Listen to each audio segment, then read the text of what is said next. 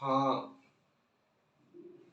हाँ प्रिय छात्रों, मैं आपके सामने फिर मनोज खंसवारा एक नया चैप्टर लेकर आ गया हूँ। और वो है राजस्थान इतिहास में राजस्थान के विदेशी यात्री जिनका विवरण आपको करना है। ये चैप्टर ऐसा है, ये इसमें से कई बार प्रश्न पूछा जाता है। और पहला विदेशी यात्री है जिसका मेन रोल रहता है इतिहास में। और हमारे जो इतिहास है राजस्थान को, उसको लिखने का विधिवत रूप से जो व्यवस्थित किया है वो है कर्नल जेम्स टोड। उसके बारे में तो कर्नल जेम्स टोड के बारे में आप पढ़ेंगे तो कर्नल जेम्स टोड का जो जन्म हुआ है वो हुआ है 20 मार्च 1782 में। और ये इंग्लैंड में एक स्थान है इंग्लिस्टन नामक स्थान पर इंग्लैंड में हुआ था। ये राजस्थान में क्यों आया, इसका मतलब क्या था? तो ये राजस्थान में ईस्ट इंडिया कंपनी में और उसने नौकरी प्राप्त की। तो ईस्ट इंडिया कंपनी ने इसको राजस्थान में भेजा। और वो राजस्थान में कब आया था? वो 1817 से लेकर 1822 तक वो राजस्थान में रहता है। और वो सर्वप्रथम जो आता है मेवाड़ का पॉलिटिकल एजेंट बनकर आता है, जिसे क्या बोला जाता है, पीए बोला जाता है। और उसने सर्वप्रथम जो ईस्ट इंडिया कंपनी में नौकरी प्राप्त की थी वो प्राप्त की थी 1798 में की थी। ठीक है। अब ये मेवाड़ में तो पॉलिटिकल एजेंट बनकर रहता है, इसके अलावा वो मारवाड़ का भी रहता है, जैसलमेर का भी रहता है, कोटा में भी रहता है, बूंदी में भी रहता है, सिरोही में भी रहता है। और लगभग वो 24 वर्षों तक ईस्ट इंडिया कंपनी की सेवा करता है भारत में। और इन 24 वर्षों में 18 वर्षों तक कहाँ रहता है? राजस्थान में रहता है। ये जब अब राजस्थान में रहता है तो ये अपने घोड़े को लेकर और पूरे राजस्थान के जो राजशाही व्यवस्था है घोड़े को लेकर और पूरे राजस्थान में घूमता है।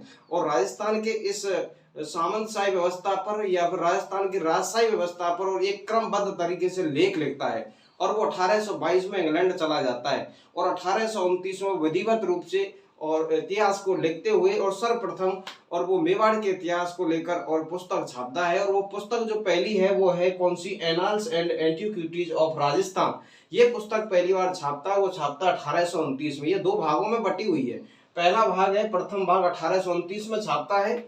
वो 1829 में जब छापता है तो वो उसमें पूरे जो पहले भाग में मेवाड़ का इतिहास क्रमबद्ध तरीके से लिखा गया था। दूसरा भाग इसका जो छपा था वो द्वितीय भाग 1832 में छपा था। इसमें मारवाड़ रियासत, आमेर रियासत, बीकानेर रियासत, जैसलमेर रियासत और हाड़ौती के चौहान आदियों का इसने क्रमबद्ध तरीके से इतिहास में वर्णन किया है। हम बात करें तो इसने दूसरी जो पुस्तक छापी है और वो छापी है ट्रेवल इन वेस्टर्न इंडिया। तो राजपूती जो ये पुस्तक है ट्रेवल इन वेस्टर्न इंडिया, मतलब इसका होता है पश्चिमी राजस्थान या पश्चिमी भारत की यात्रा।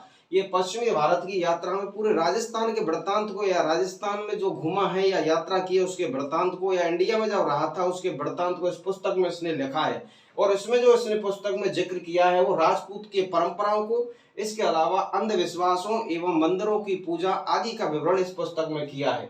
और उसकी मृत्यु 1835 में इंग्लैंड में हो जाती है। यह पहला हमारे पास जो है विदेशी यात्री। ध्यान रखना बेटा, इसको राजस्थान का इतिहास का पितामह कहा जाता है। इसे घोड़े वाले बाबा के नाम से भी जाना जाता है।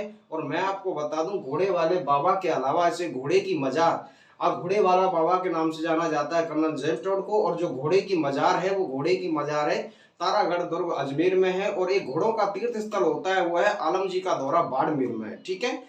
और एक क्रम से घोड़े कई प्रकार के हैं। घोड़ों में आपके महाराणा प्रताप का भी घोड़ा है, उसका नाम है। घोड़े के ऊपर में एक अलग से वीडियो लेकर आऊंगा। हमारे लोक देवताओं के भी क्या है घोड़े हैं। महाराणा लक्ष्मी बाई का भी घोड़ा है, उसके तमाम घोड़ों की अलग से वीडियो लेकर आऊंगा। घोड़े घोड़े के उनका नाम होगा। ठीक है ना।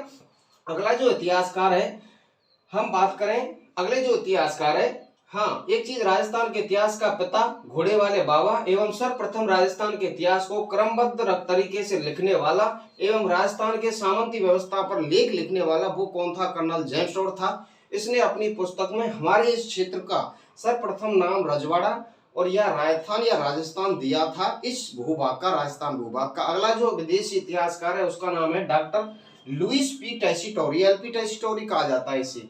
ये निवासी था इटली का। इसको शरण दी थी बीकानेर का राजा था गंगा सिंह और वहां रहा था। और वहां रहकर उसने राजस्थान का जो चारण साहित्य है उस पर क्या है लेख लिखा है। और उसमें चारण साहित्य पर उसने पुस्तक लिखी है और पुस्तक का नाम है ऐतिहासिक सर्वे। और दूसरी पुस्तक है उसका नाम है राजस्थानी चारण साहित्य। तो चारण जो साहित्य है या चारणों के द्वारा जो ग्रंथ लिखे हुए हैं उस पर लेख लिखे हैं, वो अपनी दोनों पुस्तकें, उनका नाम ऐतिहासिक सर्वे और दूसरा है राजस्थानी चारण साहित्य। रहने वाला इटली का है, बीकानेर का। गंगा सिंह उसको क्या देता है? शरण देता है। अगला जो इतिहासकार है उसका नाम है जॉर्ज इब्राहिम गिरियन। सही, रहने वाला तो इंग्लैंड का है। परंतु उसने यहाँ राजस्थान में आकर और किस चीज पर शोध किया था, तो राजस्थान में आकर राजस्थान की भाषाओं पर इसने क्या किया है, शोध किया है। भाषा के आधार पर, भाषा को कहा जाता है लैंग्वेज, तो उसी लैंग्वेज के आधार पर उसने एक पुस्तक लिखी है, linguistic survey of India. Linguistic का मतलब है लैंग्वेज, और भाषा पर ही काम किया है, तो इसने सर्वे किया है भारत की भाषाओं पर, और इसकी एक पुस्तक छापी है, और वो पुस्तक लिखी है 1912 में। एक विदेशी यात्री, और उस बोर्ड पर तो नहीं आया है, मैं आपको बता रहा हूँ, वो विदेशी यात्री है वेनसांग, और वो निवासी है चीन का। वो बहुत समय पहले भारत में आया था, उस समय भारत पर शासन कर रहा था हर्षवर्धन। हर्षवर्धन के काल में वो भारत में आता है, और वो भारत में आता है, लेकिन राजस्थान में कहाँ आता है, राजस्थान में वो जालौर में एक स्थान है भीनमाल, भीनमाल में वो राजस्थान के में, और वहाँ रहता है, और वहाँ और एक तो राजस्थान का उसका जो संबंध है और वो राजस्थान में जो संबंध है भीनमाल से मिलता है, और उसकी पुस्तक का नाम है, और पुस्तक का नाम मैं आपको यहाँ लिख देता हूँ, पुस्तक का नाम है सी यू की, और ये जो विदेशी यात्री है वेनसांग, उसकी पुस्तक है, ठीक है। और ये किसके शासन काल में आता है, हर्षवर्धन के में। कहाँ आता है, भीनमाल में। और भीनमाल का ही संबंध है किससे, कवि माघ से, जो संस्कृत का महान कवि गाता था, और माघ भी कहाँ का रहने वाला था, भीनमाल का ही रहता था। और आज का जो विदेशी यात्री का जो चैप्टर है वो आज यहाँ तक क्लियर। अगली फिर कोई वीडियो लेकर आऊंगा। यदि कोई समस्या है तो मुझे कमेंट कर जरूर बताएं, और यदि कोई प्रश्न है आपका जवाब दिया जाएगा कमेंट में। आप 100% उसमें आप अपना प्रश्न लिख सकते हैं, और अगला फिर वीडियो लेकर मैं आपके सामने हाजिर होऊंगा। धन्यवाद।